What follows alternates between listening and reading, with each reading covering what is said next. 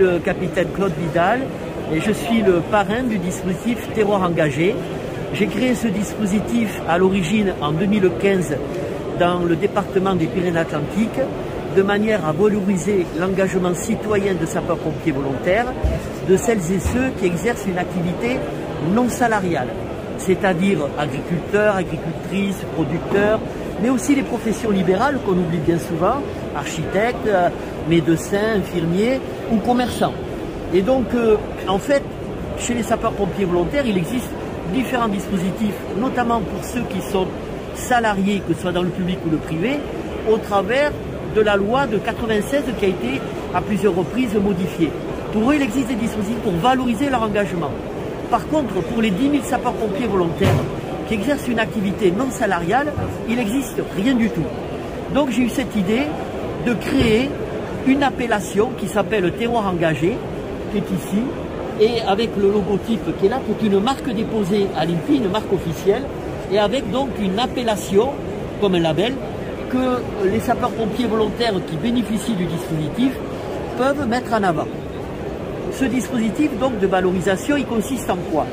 C'est tout d'abord un annuaire national que nous avons créé, où dans chaque département, par activité, on va retrouver la liste des sapeurs-pompiers volontaires qui exercent donc leurs différentes activités sur l'ensemble du territoire du département.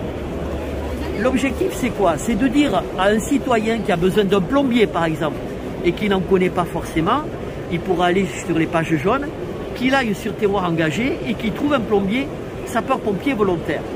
Pourquoi? Ben, tout simplement parce que notre plombier, qui est sapeur-pompier volontaire, quand il est appelé, qu'il part en intervention, pendant ce temps, il ne travaille pas. Il n'a pas de clients et parfois il perd des clients à cause de ça. Il laisse le chantier, il part sur intervention pour sauver une vie, pour sauver des biens, l'environnement. Mais pendant ce temps, il ne travaille pas et il n'a pas de contrepartie.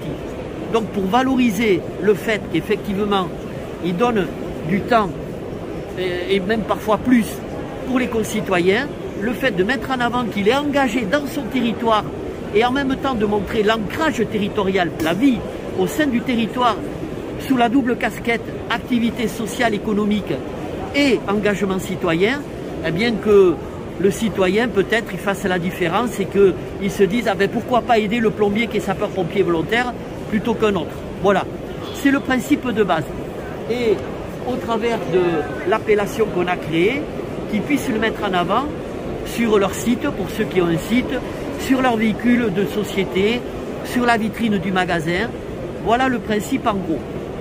Pour bénéficier du dispositif, il faut être sapeur-pompier volontaire en activité ou avoir exercé pendant au moins 20 ans, c'est-à-dire être un ancien sapeur-pompier volontaire, mais encore en activité professionnelle.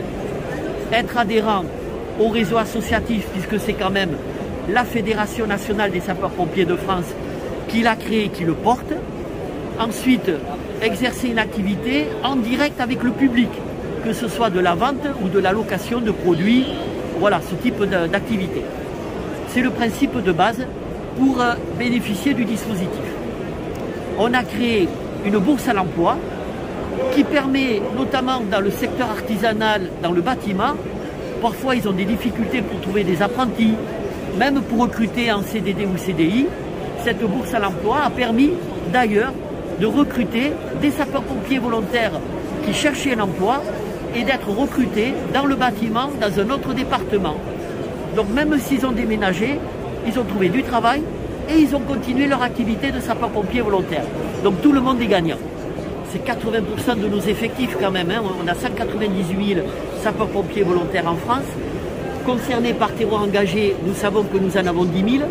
Aujourd'hui, nous en avons 2200 qui sont inscrits sur le dispositif et qui bénéficient du dispositif qu'on a mis en place, sachant que pendant les 2 années Covid, nous avons créé un plan d'action solidarité Covid-19 pour les soutenir au niveau national et que 700 d'entre eux ont bénéficié du réseau des sapeurs-pompiers de France, c'est-à-dire la fédération, l'œuvre des pupilles et son fonds d'entraide au travers de Solidarité Pompiers de France et la Mutuelle nationale des sapeurs-pompiers de France pour les soutenir. On a mis en place 2 campagnes et 700 de nos adhérents et sapeurs-pompiers volontaires ont bénéficié du dispositif pour les aider pendant cette crise qui était quand même complexe et difficile pour eux.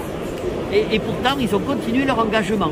Département ultramarin, territoire d'outre-mer, nous avons aussi des sapeurs-pompiers volontaires et qui sont aussi à terroir engagés partout. Voilà, c'est vraiment le territoire national dans sa globalité, y compris le plus éloigné en Polynésie, où on trouve effectivement des sapeurs-pompiers volontaires. Donc on continue à le développer, puisque là, on lance l'expérimentation d'une e-boutique et d'une e-vitrine, de manière à permettre une meilleure lisibilité au-delà de l'annuaire que nous avons créé, et leur permettre, parce que souvent ce sont des personnes qui sont leurs propres employeurs et qui ont monté leur société, ils sont tout seuls. Ils n'ont pas derrière le staff technique pour les aider. Au travers de la boutique officielle des sapeurs-pompiers de France, on leur offre la possibilité de créer leur boutique en ligne. De manière à avoir un dispositif équitable pour tout le monde, on crée une e-vitrine où là, au-delà d'une simple annonce, eh bien, visuellement, ils pourront se présenter et présenter ce qu'ils font. Parce que souvent, ce qui permet l'attractivité des territoires, et d'où l'importance de notre présence ici au Salon des maires et de parler de terroir engagé, c'est que ça fait le lien avec l'aménagement du territoire et l'attractivité des territoires. Parce que notamment au travers de terroirs engagés, avoir des femmes et des hommes comme représentés ici, qui exercent une activité professionnelle dans un ancrage territorial et en même temps qui sont sapeurs-pompiers volontaires, qui portent secours assistance à la population, on est vraiment au cœur de l'aménagement du territoire. Et c'est tout l'objet aussi de la création de ce dispositif. C'est à la fois les valoriser à eux, mais c'est valoriser nos territoires, nos communes les plus reculées, pour montrer qu'en France, il y a des femmes et des hommes engagés dans tous les sens du terme et vraiment au profit de la population.